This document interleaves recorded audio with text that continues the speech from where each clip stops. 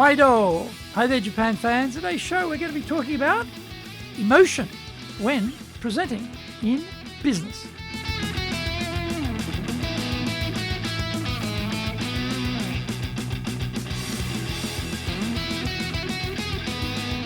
Preseno Master Shimasho. This is the 8th year of the Presentation Japan Series podcast. We're beaming around the world to you from sunny Minato-ku in Tokyo. I'm your host, Dr. Greg Story, Dale Carnegie Tokyo franchise owner, the president of Dale Carnegie Tokyo Training, and the 3-time best-selling author of Japan Sales Mastery, which is Zaeigyo in Japanese, Japan Business Mastery, and Japan Presentations Mastery, or in Japanese, Anatomo Prezen no Tachijin. Plus, Stop Wasting Money on Training, which in Japanese is Training de Okane o Muru ni Suru wa Yamimashou, and all are available on Amazon.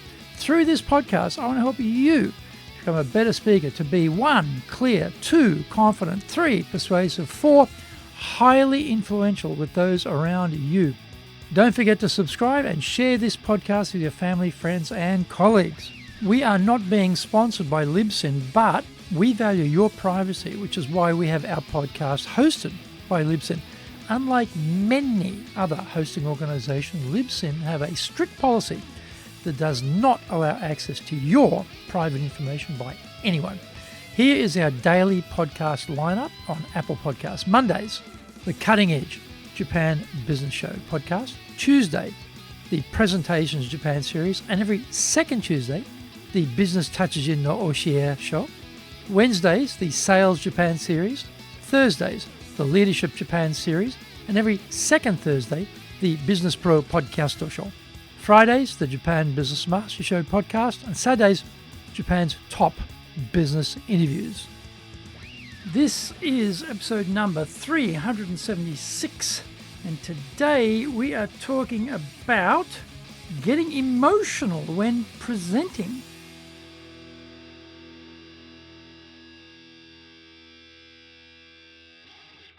Does introducing emotion when presenting mean sharing a good weep with the audience? No. That is way over the top in a business context and would be the death knell of the speaker's credibility. We're not turning up to your talk to see you burst into tears, carried away with your lack of emotional control. We are there with you for one of 4 reasons. 1, most typically, we aspire to be informed about some relevant aspect of our business. 2, we might be there to be motivated to take some action which we have procrastinated on and have you convince us to swallow the frog and go do it. 3, it could be to gain inspiration about you, your brand, your organization, and we become fans. Number 4, entertain us.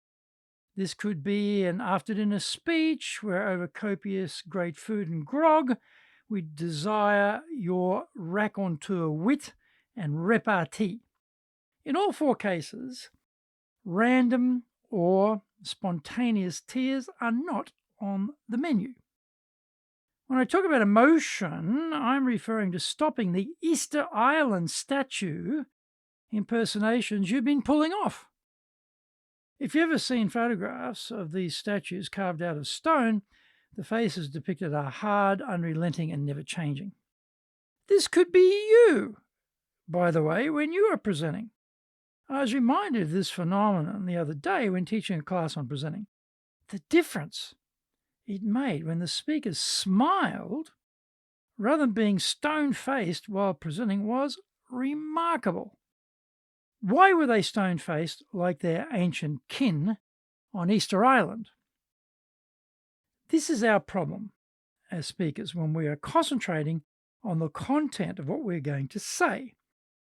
Because of this, we are not conscious about the delivery of how we say it. Professor Albert Mehrabian cleared this point up in the 1960s during his research. He is often misquoted. If you ever want to defrock the credentials of someone claiming to be an expert on public speaking and presenting, see if they get his facts confused. You will see the following numbers thrown around with shallow abandon and they are wrong.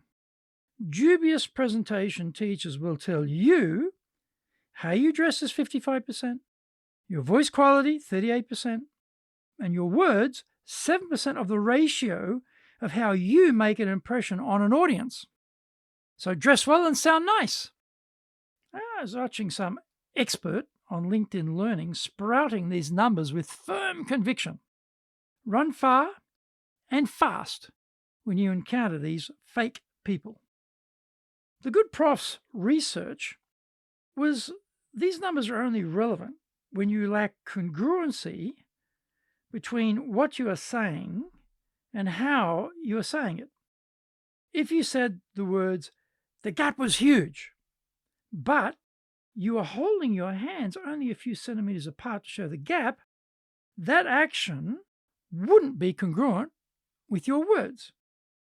If you were relaying some good news, but your face was projecting a dark, unhappy scowl, that wouldn't be congruent with the words. Find out more. We come back from the break. Our show today is brought to you by our public courses, but we also do custom in-house programs. We do them in Japanese, we do them in English, we do them in our super safe classroom, and we do them live online. Today's show is being brought to you by, on the 25th and 26th of April, we'll be doing the High Impact Presentations course. On the 26th of April, we're doing our Winning with Relationship Selling program. And on the 9th of May, we're doing our Dale Carnegie 3-day version of that program. Go to our website, dale-carnegie.co.jp. That's Dale, Dale-Carnegie, CARNEGIE.co.jp. Lots and lots of value there for you. To do better in Japan, email me at greg.story, that's greg.story, STORY, at dalecarnegie.com. If you like learning by watching videos, then we have over 2,300 there for you at Tokyo, Japan, Dale Carnegie TV on YouTube. We release 3 shows every week on YouTube. The Cutting Edge Japan Business Show, that's the premier business show in Japan, every Monday, Tokyo time. Fridays, we have the Japan Business Mastery Show, and on Sundays, we release Japan's top business interviews, where I interview leaders from SMEs right up to the corporate captains of industry on one topic, leading in Japan. Now, every second Thursday, we release the Business Pro Television Show. Get my best-selling books on business in Japan. The Bible on Selling, Japan Sales Mastery, that's Zaegyo in Japanese, Japan Business Mastery, and Japan Presentations Mastery, which is Anatomo Present no Tachijin in translation, plus Stop Wasting Money on Training, which in Japanese is Training de Okane o Mudnisu no Yamimashou. And all are available on Amazon.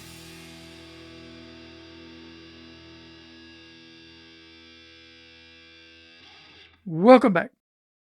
As per Morabian's research, when we are confused by your lack of congruency, we wander off and start noticing how you're dressed or how you sound. And we are distracted 93% of the time from your message. That is a very bad result for a speaker. Rather than having only one expression on our face when presenting, we should have a constant barrage of expressions unfurling, each perfectly matched to the message we are delivering. If it's good news we are purveying, then we should smile. If we proffer bad news, we should look concerned. If something is puzzling us, we should look puzzled. If it's a bit odd, we should look curious. As speakers, we want to connect with our audience, and there is no better guarantee of failing in that regard than having the wrong face for the message we are conveying. If we have one constant, serious face throughout our talk, it'll be unlikely we can connect with the listeners. We need to relax our face to be more approachable and to engage with the audience. Sounds simple, except if you're nervous or deep in concentration on what you're going to say next, all thoughts of audience connection can sail out the window, and we are left with our best Easter Island statue impersonation. Like any activity, repetition teaches us how to relax when we are doing it. When we first learned to ride a bicycle or drive a car, we were tense and stressed. Our face can be as hard as stone and our body contorted with stiffness.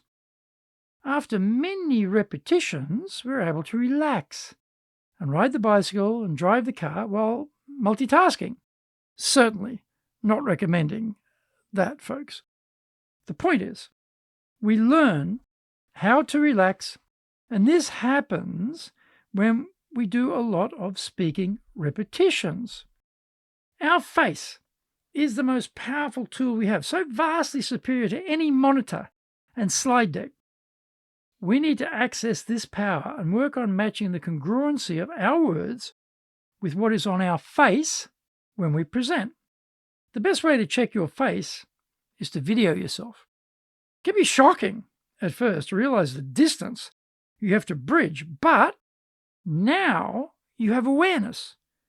You are a long way closer to being able to engage your audience.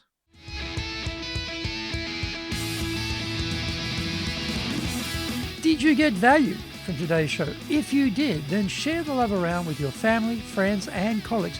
Don't forget to subscribe and share this podcast. Until the next episode, go out there and apply the learnings from today and become a presentations legend amongst your circle. Thank you for joining me, and please tune in next week. Remember, I'm in your corner, your go-to guy for soft skills training in Tokyo, committed to your success here in Nippon.